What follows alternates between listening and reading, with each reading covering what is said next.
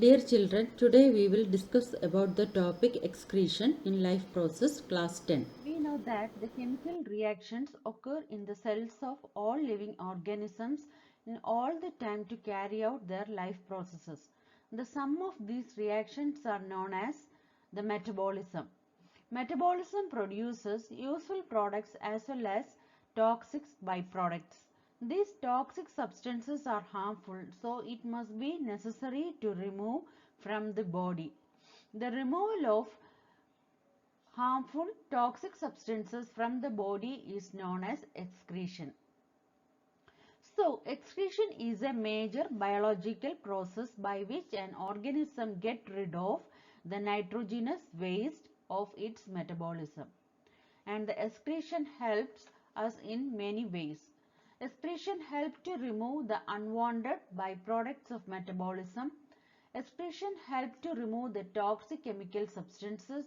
It also regulates the ionic concentration of body fluids. It regulates the water content of the body, and also it regulates the pH of body fluids. Regarding the unicellular organism, their excretion is by the simple diffusion method. Whereas in multicellular organism, there are specialized organ systems are there to perform the excretory function. Let us discuss about the modes of excretion. Based on the excretory product, there are 5 modes of excretion are known in animals. They are the Amonetalism, means the type of excretory material is ammonia. Second is the Ureaodylism. In Ureaodylism, the principal excretory material is urea. In the case of Uricotylism, that is the third one, and here the excretory material is uric acid.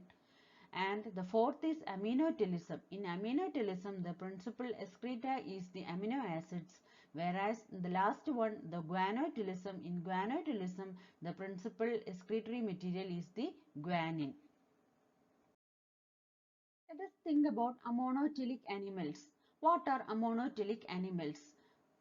The organisms whose principal excreta is ammonia are called amonotelic animals, and the process of elimination of ammonia is known as amonotelism. We know that ammonia is highly toxic, so it cannot be stored in body for a long time. It is readily soluble in water, hence it is the principal excreta in aquatic organisms, especially the aquatic crustaceans, aquatic annelidans, molluscans, echinoderms, bony fishes and the larval forms of amphibians. All these are amonotelic animals. Amoeba is the unicellular eukaryote with no cell wall. The amoeba reproduce by the process of binary fission and they move by using pseudopodia. You know that pseudopodia are the false feet, and with the help of pseudopodia they extend out and then it engulfs the food particle and and the rest of the body follows that. And this as the amoeba is a unicellular organism, its excretory method is by the process of simple diffusion. There are no special excretory organ for amoeba. Its contractile vacuole function as the excretory organ itself. And the excretory product of amoeba is ammonia, and it expelled out with the excess water in the body. Second category of animals are the uricotelic animals. Uricotelic animals are the organisms whose principal excreta is the uric acid, and the animals who excrete uric acid are known as the uricotelic animals, and the process of elimination of uric acid is known as the uricotylism. The uric acid is least toxic and it is least soluble in water. Hence, the uric acid is the excreta material of organisms that conserve water, like insects, land snail, reptile, birds, etc. These have the excretory material uric acid. Next is the ureotelic animals. Here the principal excreta material is the urea, and the process of eliminating urea is known as the ureaodylism, and such animals are called uricotelic animals, means the animals whose principal excreta material is urea, and this urea is less toxic than ammonia, but it is more toxic than uric acid. And the ureaodylic animals are cartilaginous fishes, adult amphibians, and all mammals. The next is the aminotylism and guanotylism. In aminotylism, as the name implies itself, aminotylism are the organisms whose excretory material is the amino acids. Example, certain mollusks and echinoderms. Guanotylism. Guanotylism is exhibited by the spiders. Spiders convert the ammonia formed in their body into guanine before the excretory process. This characteristic is also found in some reptiles, birds, earthworms, etc. Also, the guanine is insoluble in water, hence there is no water is required for its excretion. Let us discuss with the excretory system of man. The mammalian or human urinary system or excretory system consists of a pair of kidneys, a pair of ureter, a urinary bladder and a urethra. Kidneys. Kidneys are the dark red bean shaped organ. It is having 11 cm long, 5 cm wide and 3 cm thickness. Each kidney weighs about 150 gram in an adult male and about 135 gram in an adult female. The kidneys are situated in the abdominal cavity and lies near the vertebral column.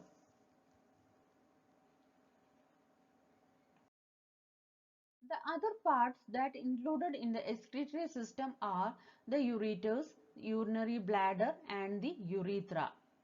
Ureters. Ureters are the tube that arises from each kidney, and this tube helps the urine to pass from kidney to the urinary bladder. The second part is the urinary bladder.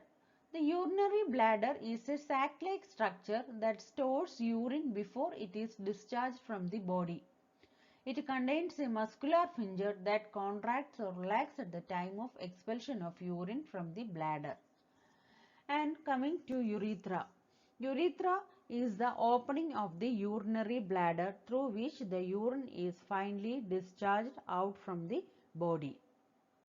This picture clearly shows the columns of Burton that extend in between the medullary pyramid. This yellow part is the columns of Burton. This section is the columns of Burton. In between the medullary pyramid, the cortex extends to form a column-like structure, and this column is known as the column of Burton. The nephrons. Nephrons are the functional unit of kidney, and each kidney has nearly 1 million complex tubular structure, and these structures are known as the nephrons. Nephrons are considered as the functional unit of kidney. And the nephron is also known as the uriniferous tubule. The nephron consists of two portions, the renal tubule and the renal corpuscle. Corpuscle is this region, the head region of this tubule, whereas the renal tubule is the tubular structure. The tube that coming after the renal corpuscles comprises the renal tubule.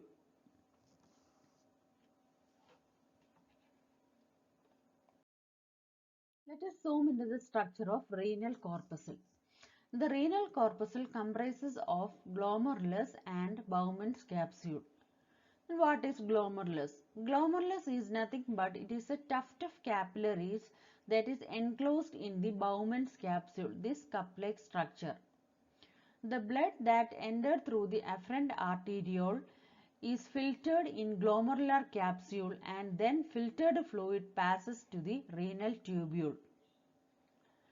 And this together, the glomerulus and the Bowman's capsule together is known as Malpighian body. So, the renal corpuscle is also known as the Malpighian body. The renal corpuscle continues to the renal tubule. The next important part is the renal tubule, which is the important part of nephron. The renal tubule comprises three parts: the proximal convoluted tubule, the loop of Henle, and the distal convoluted tubule. The distal convoluted tubule joins with the collecting duct, and the collecting duct joins with the ureter, and then the urine is passed to the urinary bladder. And these renal tubule are the site where the substances are removed from and added to the filtrate. In this renal tubule, the substances are filtered and then the substances are added to the filtrate. And this tubule has three important sections. The first part is the proximal convoluted tubule, and this proximal convoluted tubule or PCT is seen nearest to the glomerular part. The location is nearest to the glomerular capsule. And this PCT has cells with many tiny projections called microvilli, and this microvilli helps in the reabsorption of useful substances from the filtrate. That is, the blood is filtered in the glomerulus. The blood plasma is filtered into the glomerulus and it is passed to the renal tubule. And in the proximal convoluted tubule, from the filtrate, the main components are reabsorbed. The useful substances are reabsorbed in the proximal convoluted tubule from this filtrate. The proximal convoluted tubule leads into a hairpin-like structure. This is the loop of Henle. The loop of Henle has two parts, a descending limb and an ascending limb. The loop of Henle is surrounded by network of capillaries. The loop of Henle resembles a hairpin turn which is having a descending limb and an ascending limb.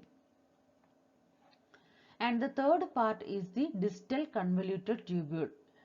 The ascending limb leads to the distal convoluted tubule and it is the most distant location from the glomerular capsule. And from the distal convoluted tubule, the filtrate is emptied into the collecting duct. And many collecting ducts from different nephrons join together eventually in venous pelvis, and which is connected to the ureter. The urine exists in the kidney, is collected with the ureter and it moves to the urinary bladder. This picture shows the function of different part of the nephron. Regarding the Malpighian body, through which the afferent arteriole and efferent arteriole enter into the kidney. And in the glomerulus is a tuft of capillaries. In the glomerulus, the blood is filtered and the filtrate is passed to the proximal convoluted tubule. And in the proximal convoluted tubule, the reabsorption starts. And here the reabsorption of water ions and all organic nutrients are happening here. And the proximal convoluted tubule leads into the loop of Henle. The loop of Henle consists of a thin descending limb and a thin ascending limb. In loop of Henle also, the further reabsorption is happening. Both the sodium and chloride ions are reabsorbed in the loop of Henle. The loop of Henle leads to the distal convoluted tubule, which is far away from the glomerulus. In the distal convoluted tubule, what happens here? The secretion of ions, acid, drugs and toxins will enter into the filtrate, and the reabsorption of water, then again sodium ions, calcium ions, etc. under hormonal control are happening in the distal convoluted tubule. That is, in distal convoluted tubule, again reabsorption is happening. If any further sodium and potassium ions are there, calcium ions are there, all these are reabsorbed again in the distal convoluted tubule, and the filtrate. The filtrate here will secrete what? The toxins. These are eventually lead to the collecting duct. And in the collecting duct, there is the secretion of bicarbonate ion, then other waste material, nitrogenous waste materials, all are collected here, and it will connected to the ureter. Now we have to discuss about the steps in urine formation. The urine formation is an important process and it involves three main steps. The first step is the glomerular filtration. Glomerular filtration is the first step of urine formation. Here what is happening is that the blood enters into the glomerulus via the afferent arteriole. Note that the blood enters into the glomerulus via the afferent arteriole.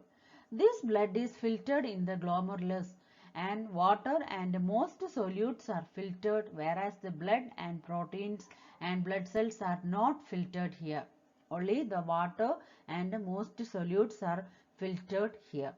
Second important process of urine formation is the tubular reabsorption. The tubular reabsorption is a selective process.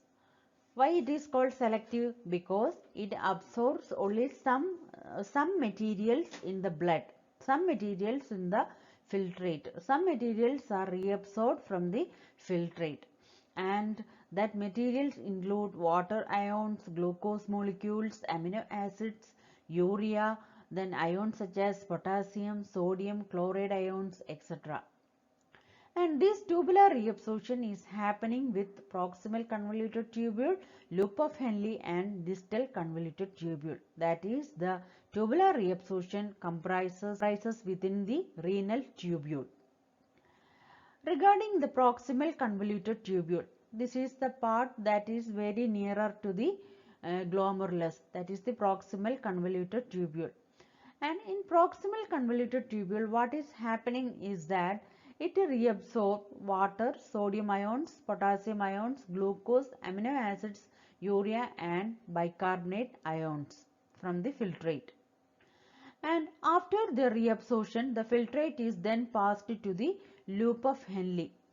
And this loop of Henle, here again the reabsorption is happening, and here also the water ions, sodium ions, glucose, amino acids, magnesium ions, and calcium ions are reabsorbed. In addition to sodium, potassium, chloride ions, the magnesium ions and calcium ions are also reabsorbed in the loop of Henle.